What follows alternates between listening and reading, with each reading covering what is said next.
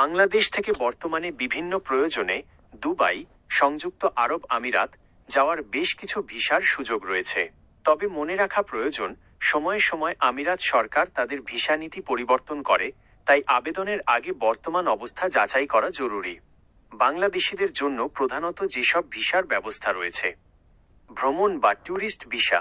Tourist visa সবচেয়ে বেশি মানুষ এই ভিসায় দুবাই ভ্রমণ করেন। এটি মূলত দুই ধরনের হয়: 30 দিনের ভিসা, যারা অল্প সময়ের জন্য ঘুরতে বা স্বজনদের সাথে দেখা করতে যান। 60 দিনের ভিসা, দীর্ঘ সময়ের জন্য যারা থাকতে চান। 5 বছরের মাল্টিপল এন্ট্রি ভিসা, এটি পর্যটকদের জন্য একটি বিশেষ সুবিধা, যা দিয়ে 5 বছর মেয়াদে বারবার আসা যাওয়া করা যায়। 2. Transit visa. ট্রানজিট ভিসা, আপনি যদি অন্য কোনো দেশে যাওয়ার পথে দুবাই এয়ারপোর্টে দীর্ঘ সময় অপেক্ষা করেন, তবে এই ভিসা নিতে পারেন। 48 ঘন্টা, এটি সাধারণত বিনামূল্যে পাওয়া যায়। 96 ঘন্টা, অল্প ফি দিয়ে এই ভিসা নিয়ে দুবাই শহর ঘুরে দেখা সম্ভব। 3. কর্মসংস্থান বা ওয়ার্ক ভিসা।